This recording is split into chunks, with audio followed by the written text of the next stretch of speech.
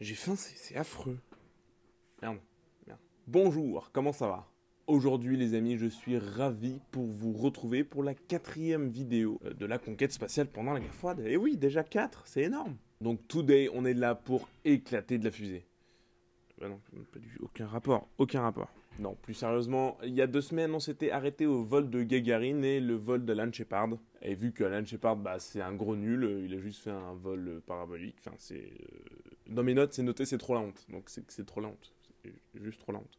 Et d'ailleurs, truc de fou, mais la vidéo d'il y a 2 semaines a fait un peu plus de 2000 vues à l'heure où je fais cette vidéo. C'est vachement cool, ça me fait vachement plaisir, elle a bien marché, genre vraiment bien pour moi, et je sais pas, je trouve ça trop bien. Road to the million, hein, j'ai envie de te dire, c'est...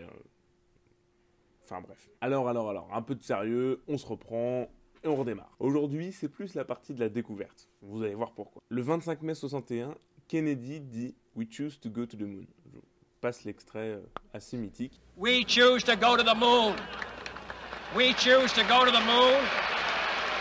Et en fait, c'est à partir de ce moment-là que vraiment tout va s'accélérer. Parce que les Russes, ils se disent Ok, on est en avance sur pas mal de trucs, mais eux, ils veulent aller sur la Lune, donc comment on fait? Donc là, ça va être la vraie course, vraiment à celui qui va essayer d'aller le premier sur la Lune, parce que c'est un peu le goal ultime finalement. Et tout le monde va se mettre genre à bien speeder pour découvrir des trucs, aller de plus en plus loin, faire des trucs de plus en plus fous, pour ensuite aller sur la Lune. Et on verra qui y arrivera le premier. No spoil, hein, toujours. En gros, après Gagarine et Shepard, il y a d'autres gonzes qui sont partis dans l'espace. Il y a John Glenn qui a fait, donc qui est un Américain, ça s'entend en son nom qu'il n'est pas soviète, qui a fait un tour autour de la Terre en orbite. Pour le coup, c'était pas juste un vol parabolique à bord d'une Atlas D. Donc c'est déjà une fusée un peu plus vénère que le Mercury Redstone, mais c'est toujours pas ça. Ensuite, dans les années qui suivent un peu, enfin les mois et les années qui suivent, il y a 2 pays qui envoient des satellites dans l'espace. Il y a le Royaume-Uni et le Canada, qui font le 3e pays et le 4e pays à avoir des satellites dans l'espace. Avant, c'était donc l'URSS et les États-Unis. Maintenant, il y en a 4. Sauf que, ils les ont envoyés avec des fusées américaines. Et oui, ils n'ont toujours pas de fusée, parce que ça coûte super cher, tout simplement. Donc c'est les Américains qui envoient pour eux. Fin d'année 62, plus particulièrement le 14 décembre, on a un truc assez intéressant. Les Américains ont craqué leur slip et ont envoyé une sonde qui s'appelle Mariner 2. Elle est toute mignonne, regardez sa petite bouille, elle fait 200 kilos. Ils l'ont envoyée survoler Vénus. Ça sort de nulle part, comme ça, et ils l'envoient à côté d'une autre planète du système solaire, why not? Bon, mais très stylé, parce que du coup, ils visitent quand même une autre planète du système solaire. Et ils nous rapportent ces clichés. J'ai rien affiché. Parce qu'ils ont pas pris de photos, c'est con. Ils ont oublié de mettre un appareil sur la sonde. Bravo. Non, plus sérieusement, c'est juste... il n'y avait pas de quoi prendre une photo, et pour avoir des photos de Vénus, il va falloir attendre Mariner 10. Et c'est pas tout de suite, tout de suite. Enfin, une petite victoire pour les Américains. Bah ouais, c'est les premiers à être allés voir une autre planète du système solaire, donc en vrai, bien joué. Le 16 juin 63, c'est encore une victoire russe. Putain, ils sont trop forts. Et ouais, ils envoient la première femme dans l'espace. Pour l'instant, c'était que des hommes. Et surtout, elle est partie en solo. Valentina Tereshkova, de son doux nom, est partie faire 48 orbites autour de la Terre. Why not? Elle est restée 2 jours là-haut, à tourner dans une boîte de conserve. Voilà. Et d'ailleurs, petite anecdote, mais c'est encore la seule femme, à ce jour, 60 ans après, la seule femme à être partie en solo dans l'espace. Voilà, pour l'instant, il n'y en a pas d'autres. Ensuite, il y a eu la première mission LEX, Lex. Une mission française, mais on en reparlera dans d'autres vidéos des missions Lex. Allez, on fait un joli bond en avant, et on va au 15 décembre 64. Qu'est-ce qui se passe là-bas? Bah, c'est tout simplement l'Italie qui envoie un satellite, toujours avec une fusée américaine. Et ça devient donc le 5e pays à avoir un objet qui tourne là-haut. Tu vois, les Américains, là, ils reviennent un peu dans la course. Ils commencent un peu à flex parce qu'ils envoient des satellites pour les autres. Ils ont fait des orbites autour de la Terre. Ils ont des fusées de plus en plus puissantes. Ils sont bien. Et ils annoncent même qu'ils vont faire une EVA, donc une sortie extravéhiculaire. Et là, bim, stop, d'un coup, paf. Non, c'est les Russes qui les font en premier. L'EVA. Et ouais, et c'est le 18 mars 65 que Alexei Leonov part dans l'espace avec Pavel Beliaev. Je l'ai plus bien prononcé, je crois, pour faire une sortie extravéhiculaire. Donc, quelqu'un vraiment confronté au vide de l'espace. Avec une combinaison, hein, parce que sinon il meurt. Relou. Peu de temps, très peu de temps avant les Américains. Mais, parce qu'il y a un mais, la mission de Leonov, elle a pas mal de problèmes en vrai. Une fois en orbite, après le décollage, tout se passe bien, tout ça. Il veut sortir dans l'espace grâce au SAS Volga. Il sort, tout va bien, il est relié par une sangle à la station, et évidemment, sinon il part à la dérive et c'est la merde. et il reste plusieurs minutes dans l'espace. Il reste 12 minutes dans l'espace. Et à un moment, va falloir rentrer, tu vois, parce qu'on va pas rester, c'est pas la fête ici, non, c'est une mission, paf, on fait ce qu'il y a à faire, on reste 12 minutes et on rentre. Sauf que sa combi a gonflé de fou.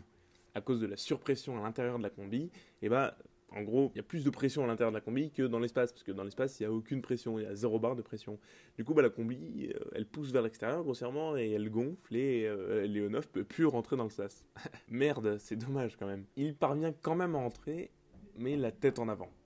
Et c'était pas prévu pour. Vraiment, le sas est minuscule, et y rentrer la tête en avant, c'est pas bon plan, parce qu'il faut se retourner pour fermer l'écoutille. Parce que sinon, tout l'air va dans l'espace, il faut fermer, quoi, grossièrement, il ne faut pas être confronté au vide spatial. Logique. Il parvient non sans mal à se retourner et à fermer l'écoutille 27 minutes après. Et surtout, pour pouvoir le faire, en fait, il a dû dépressuriser sa propre combi en la faisant tomber à 0,27 atmosphères. Qu'est-ce que ça veut dire? C'est que, en gros, dans sa combi, c'est pressurisé à 1 bar, donc 1 atmosphère, sauf que lui, il l'a descendu à 0,27 bar. Et ça, c'est très dangereux. Déjà pour ton corps, qui n'est pas censé bien fonctionner à 0,27 bar, et surtout le manque d'oxygène, le manque crucial d'oxygène même.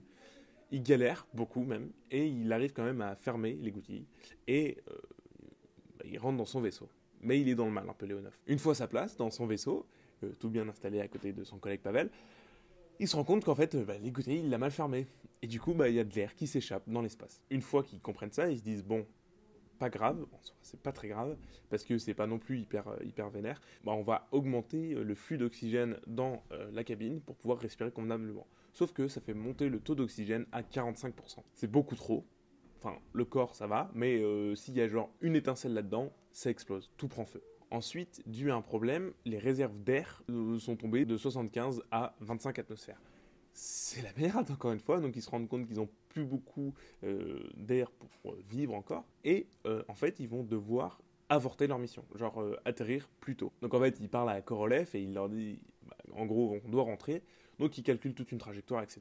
Et en gros, c'est bon. Vous arrivez à cet endroit-là, vous allumez les rétrofusées, vous freinez, et tombez sur Terre. Grossièrement, c'est comme ça que ça se passe. Sauf que non. Arrivé au point de freinage, les rétrofusées s'allument pas. C'est normalement un allumage automatique, et là, juste, ça ne marche pas. C'est la merde, grossièrement, c'est la merde, et ils décident de tout passer en manuel, donc de guider le vaisseau en manuel, ce qui est horriblement dur, parce que, il y a tout un problème de centre de gravité, etc., et de allumer les rétrofuseurs manuels. Ça marche ce coup-ci, ils arrivent à freiner convenablement, sauf qu'ils ont freiné 46 secondes trop tard. Bon, on peut se dire 46 secondes, ça va, c'est pas grand-chose. Non, parce que quand on va à 28 000 km/h, en 46 secondes, on fait une belle distance quand même. Et en fait, ils ont dévié de leur point d'atterrissage, ils ont dévié de 400 km quasiment. Bon, ils allument leur rétrofusée, tout marche, ils freinent, et ils tombent sur Terre en URSS, donc ça va, dans la taïga sibérienne. Donc là, ça va moins. De plus, pendant leur descente, il y a des trucs qui se décrochent pas comme il faut. Enfin bref, c'est un peu la daube. Et pendant plusieurs secondes, ils prennent 10 G de décélération. C'est genre beaucoup trop. Et ça les épuise de fou. C'est hyper fort 10 G, surtout pendant plusieurs secondes. Donc ils sont rincés, quoi. Bref, ils arrivent vers les monts Oural, en Sibérie, et une fois là-bas, il y a personne. Et oui, en fait, ils sont au milieu de la taïga, il y a un max de neige, il fait super froid. En fait, c'est que 24 heures plus tard que les secours viendront en ski, ils viendront en ski pour venir les chercher, et ils partiront encore le lendemain. Donc ils sont restés 2 jours dans la taïga sibérienne à essayer de survivre comme ils pouvaient. Ils sont repartis en ski. Un sacré périple, hein. Tu pars en fusée, tu reviens en ski, enfin bref, tout va bien. Donc là, on était le 18 mars, et c'est le 3 juin 65 que les Américains font une EVA. Pour le coup, les Américains, aucun problème. Pendant leur sortie extravéhiculaire, vraiment tout se passe bien. Et en fait, on verra au cours des vidéos, mais il faut savoir qu'entre les Américains et les Russes, il y a quand même une sacrée différence, parce que les Américains, eux, quand ils font un truc, ils sont prêts. Et souvent, les Russes, ils sont un peu précipités dans la chose pour être les premiers, en fait. Mais ils ont été premiers sur beaucoup de choses, donc en même temps, ça marche aussi.